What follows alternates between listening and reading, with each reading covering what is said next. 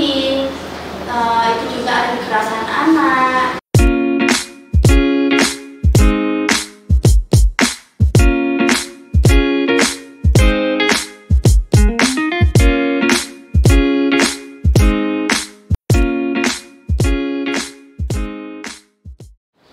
Halo Sobat Lanska, kembali lagi bersama saya Emma dan rekan saya Dini dalam podcast Suara Lanska episode ke-9. Jadi kali ini kami sudah bersama narasumber dari Dinas Pemberdayaan Perempuan dan Perlindungan Anak. Maaf Kak, sebelumnya boleh memperkenalkan diri terlebih dahulu. Terima kasih atas waktunya. Nama saya Dea. Di sini saya dari Puspaga Kabupaten Gianyar. Di bawah Puspaga itu di bawah naungan dari Dinas Pemberdayaan Perempuan, Perlindungan Anak, Pengendalian Penduduk dan Keluarga Berencana. Baik Kak, kami ingin tahu terkait dengan Dinas Pemberdayaan Perempuan dan Perlindungan Anak. Mungkin Kakak bisa menjelaskan apa sih lingkup tugas dan wewenangnya?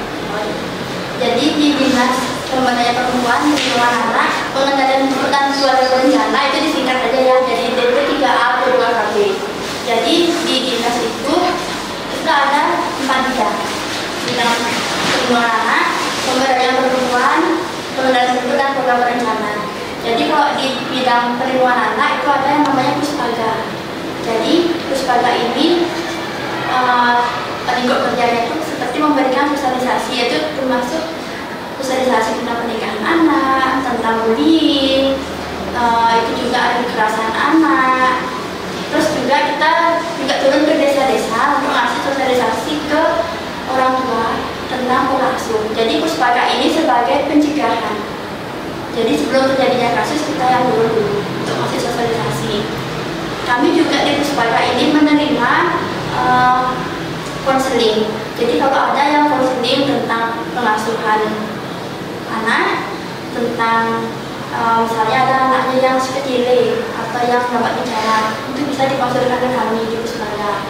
Ada juga ya waktu ini yang konseling tentang bingung nih anaknya mau lanjut kemana setelah tamat SMA, itu bisa dikonsulkan ke Puspaga. Jadi Puspaga itu kantornya di alun-alun Kota Gianyar, tempatnya di tempat bermain anak.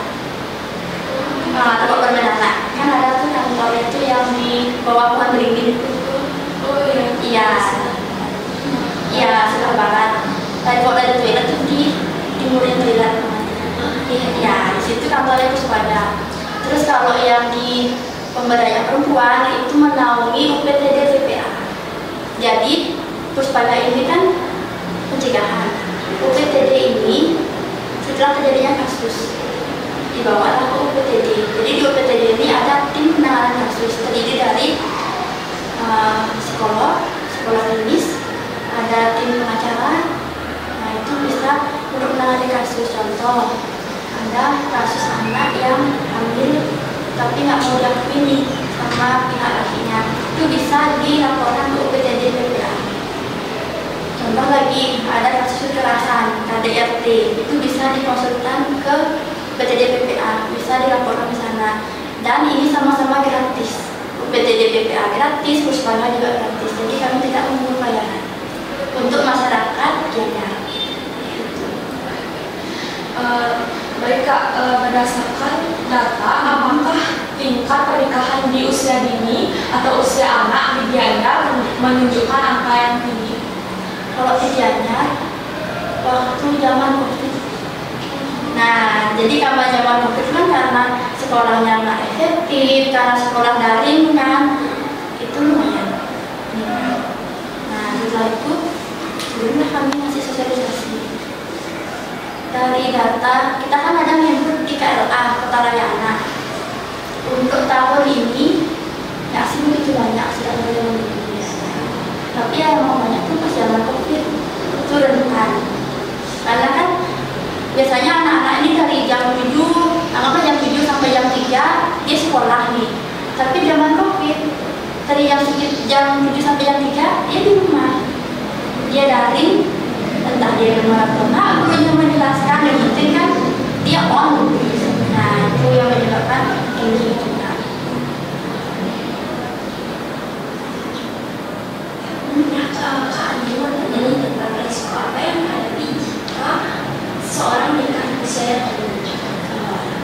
risikonya. Yang pertama pasti masalah kesehatan.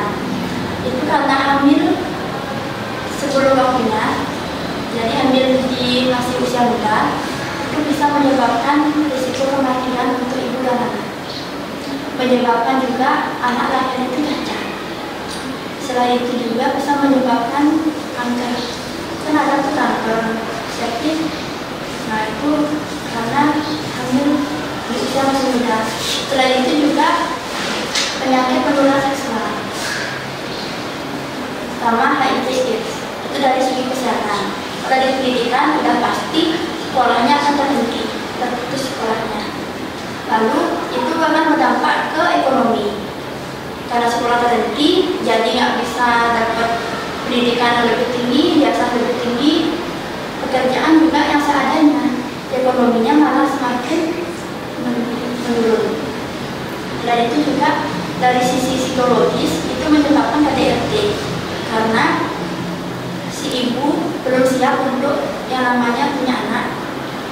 Karena kan kehidupan setelah menikah itu kan nggak seunyu yang ada di sinetron ini.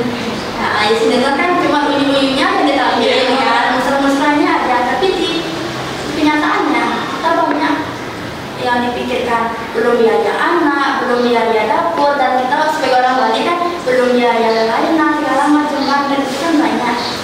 Nah, si kedua pasangan ini karena usia yang masih muda, masih usia remaja, kan usia yang mencari identitas, egonya masih tinggi.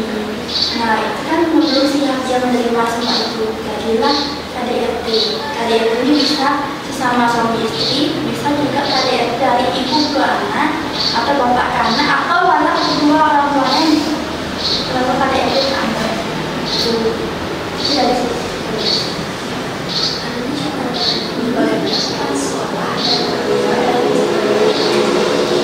Kalau peran sekolah, ya tadi nih kita berupaya bersama sama sekolah untuk mengadakan sosialisasi tentang pernikahan anak. Kalau dari orang tua di rumah, udah pasti dari pola asuhnya. Jadi pola asuh orang tua ini yang baik itu tidak terlalu mengekang anak, tapi tidak juga membebaskan anak. Jadi anak itu dikasih kebebasan untuk mengerjakan apapun keinginannya, tapi tetap dipantau dan diawasi. Ini loh yang kamu nggak boleh, ini loh yang kamu nggak boleh. Dan ini juga orang tua itu harus menyetarakan gender. Ya dapatnya kan, maaf ya, kayak orang tua yang masih di desa-desa, itu kan masih berpikiran bahwa anak perempuan ini adalah beban. Anak perempuan ini tuh ngapain kamu sekolah tinggi-tinggi, ujung-ujungnya juga kamu diambil orang dan kamu akan berkutik di dapur aja. Jadi ketimbang kamu tak sekolah yang tinggi-tinggi, ujung-ujungnya kamu diambil orang, kamu di dapur, ini saya nikahkan kamu juga. Nah itu yang harus dirubah pemikirannya orang tua. Jadi maupun anak cewek dan anak cowok itu sama, mendapatkan hak pendidikan yang sama. Paling tidak minimal 12 tahun sampai tamat SMA, SMK. Mungkin kakak bisa memberikan pesan untuk siswa-siswi SD kami di sana mungkin akan terhindar dari terluka. Nah, pesan-pesannya itu untuk pacaran, kami tidak melarang kalian pacaran karena kan memang usianya lagi menunggu untuk pacaran. Kami tidak melarang, tapi yang kami ingatkan itu pacaran yang sehat. Boleh pacaran, tapi harus sehat. Contohnya untuk meningkatkan prestasi, untuk belajar bareng-bareng, itu boleh. Dan ini juga pesannya harus diingat, ada 4 bagian tubuh yang harus disebut oleh orang lain. Tadi waktu sosialisasi udah ada beberapa yang tahu, tapi masih banyak juga yang belum tahu. Jadi 4 bagian tubuhnya ini, bagian mulut, area dada, kemaluan, toilet kelamin, dan pantat atau bokong. Jadi 4 bagian tubuh ini, walaupun kita punya pacar, kita berpacaran, sayang sama pacarnya, tolong 4 bagian tubuh ini jangan pernah dikasih dia untuk menyebut. Karena apa? Karena dari awal dari mulut, nanti turun ke kelamin, ke dada dulu, nanti kebablasan, kerasukan setan, nah jadinya terjadilah hamil. Dan ini juga 4 bagian tubuh ini selain nggak boleh dipegang sama pacarnya, bapaknya itu juga nggak boleh dipegang sama bapaknya sendiri. Karena kan banyak tuh kasus sekarang bapaknya mengambil nih anak, bapaknya memperkosa anak, jadi mohon dijaga 4 baca buku ini, termasuk dari ayah, dari om, kakek, maupun dari guru-guru di sekolah. Jadi yang boleh megang ini ya kita sendiri, dan dokter kalau lagi sakit itu boleh, tapi dengan pengawasan orang tua. Jadi misalnya periksa nih ditemani sama ibu itu boleh. Ini informasinya sangat jelas ya Kak. Nah, Sobat Wanska, kita sudah berada di ujung acara nih. Terima kasih pada Sobat Wanska